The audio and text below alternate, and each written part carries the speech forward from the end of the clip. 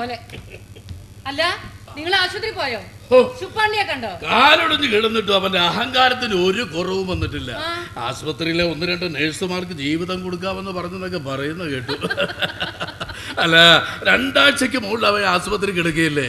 അല്ല, അവന് 2ാം തവണയും ആ കിണറ്റിൽ വീണതല്ലേ എനിക്ക് അതിശയം. അറിവിന്റെ കത്ത് വന്നിട്ട് എന്തൊക്കെയുണ്ട് വിശേഷം? അവൻ കോളേജിൽ ചേർന്നു, ഈവനിങ് ക്ലാസ്, പകൽ ജോലി. പത്രം ഓഫീസിൽ എല്ലാവർക്കും അവനോട് പ്രത്യേക വാത്സല്യമാണെന്ന്. അയാൾ എന്തൊക്കെയോ കവിതകൾ കുറിച്ചെന്നോ അത് വിടുതലിയുടെ വാരാന്തപതിപ്പിൽ അച്ചടിച്ച് വരുമെന്നോ ഒക്കെ എഴുതിയിട്ടുണ്ട്. എന്നിട്ട് കത്തവിടെ? അത് പിന്നെ എനിക്ക് അയച്ചതാ. അറിവയച്ചതല്ലേ, എടുക്ക് വായിക്കട്ടെ. ഞാൻ വായിച്ചു കേൾപ്പിക്കാം. എനിക്ക് അക്ഷരം അറിയാം. ഓ, ഇയാള് വായിച്ചു കേൾപ്പിക്കും.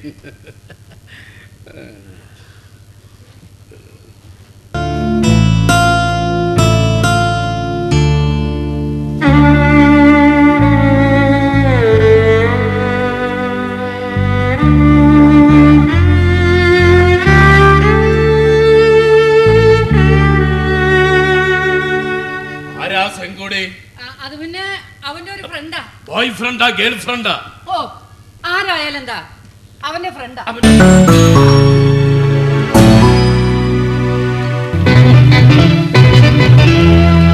ശ്രീപെരുമ്പത്തൂരിൽ മുൻ പ്രധാനമന്ത്രി ബോംബ് പൊട്ടി മരിച്ചു. ഇലക്ഷൻ പ്രചരണാർത്ഥം തമിഴ്നാട്ടിൽ പര്യടനം നടത്തിയ മുൻ പ്രധാനമന്ത്രി ശ്രീപെരുമ്പത്തൂരിൽ സംഘടിപ്പിച്ച യോഗത്തിൽ പ്രസംഗിക്കാനെത്തവേ അദ്ദേഹം പ്രസംഗിക്കാനായി ഒരുക്കിയിരുന്ന വേദിക്ക് 30 മീറ്റർ അകലെ വെച്ചുണ്ടായ സ്ഫോടനത്തിൽ കൊല്ലപ്പെടുകയായിരുന്നു. കൊലപാതകത്തിന് പിന്നിൽ തമിഴ് പുലികളെയും ഖാലിസ്ഥാൻ തീവ്രവാദികളെയും ഒക്കെയാണ് സംശയിക്കുന്നത്.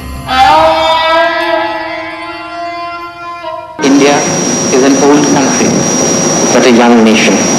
And like the young everywhere, we are impatient. I am young, and I too have a dream. I dream of an India strong, independent, self-reliant.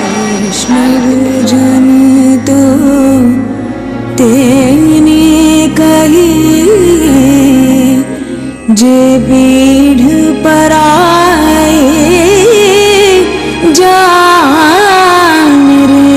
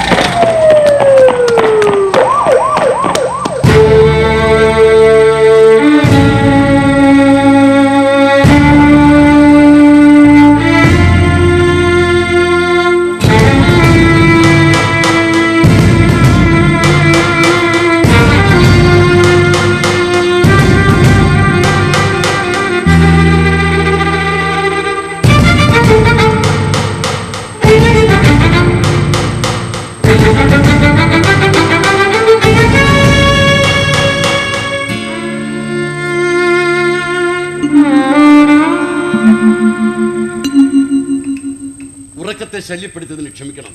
ഞാൻ ത്യാഗരാജൻ, സിബിഐയിൽ നിന്നാണ്.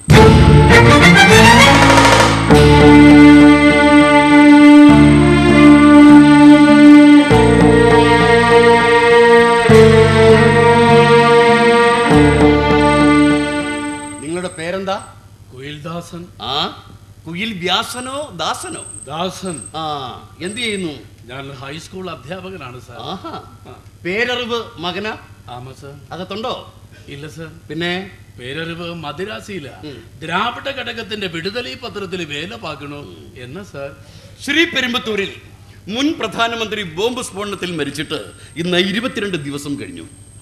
ആത്മഹത്യാ സ്ക്വാഡിൽപ്പെട്ട ഒരു പെൺകുട്ടി ധരിച്ച ബെൽറ്റ് ബോംബ് പൊട്ടിയാണ് അദ്ദേഹം മരിച്ചത്. ടിവിയിലൂടെയും പത്രങ്ങളിലൂടെയൊക്കെ വാർത്തകൾ ഞാൻ പറഞ്ഞതാണ് സാർ. അതുമായി ബന്ധപ്പെട്ട് എന്റെ മകനെ അന്വേഷിക്കേണ്ട കാര്യം. ചില സംശയങ്ങൾ ചോദിച്ചറിയാൻ വേണ്ടിയാ. ഈ തമിഴ് പുലികളുമായി എന്താ ബന്ധം? ഒരു ബന്ധവുമില്ല സാർ.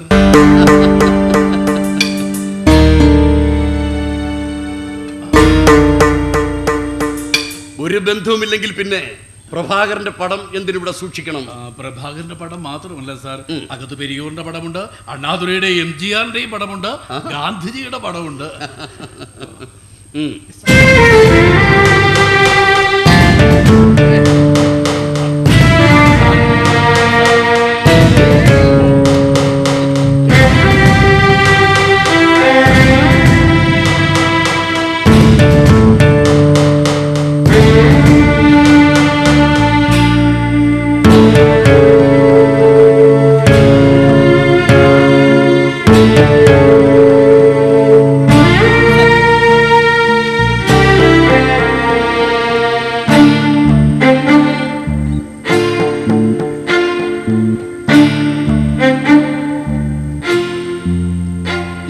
ആരുടെ കത്താണ്?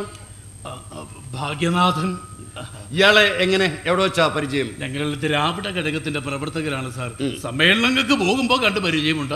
ഭാഗ്യനാഥൻ സ്വന്തം പ്രസ്സുള്ള അയാൾ എന്റെ ഒരു കവിതാ സമാഹാരം അച്ചടിക്കാമെന്ന് സമ്മതിച്ചിട്ടുണ്ട്. അതുമായി ബന്ധപ്പെട്ട കഥ. ഈ ഭാഗ്യനാഥൻ നളിനിയുടെ സഹോദരനാണ്. നളിനിയെ പരിചയമുണ്ടോ? ഇല്ല സാർ. അറിവിന് പരിചയം കാണുമോ? അറിയില്ല സാർ. അയാളോട് ചില കാര്യങ്ങൾ ചോദിച്ചറിയാനുണ്ട്. മല്ലികയിലാണ് ഞങ്ങളുടെ ക്യാമ്പ്. അവിടേക്ക് വരാൻ പറയണം.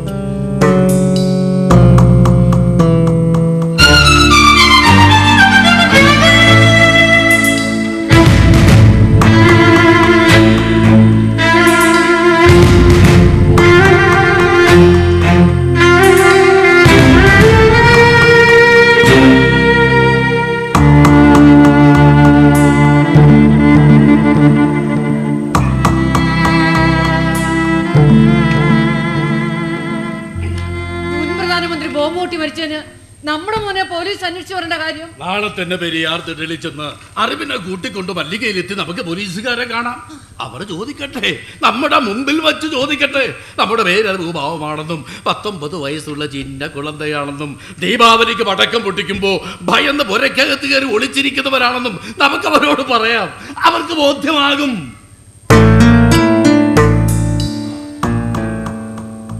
ബോധ്യമാകില്ലേ? ആകും.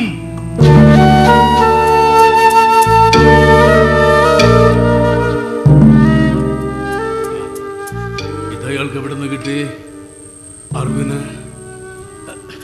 അയാൾ പറയട്ടെ.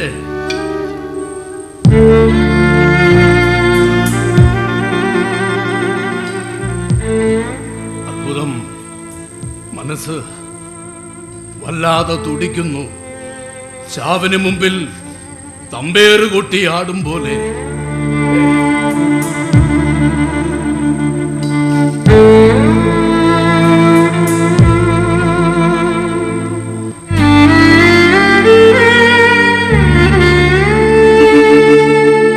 $586 586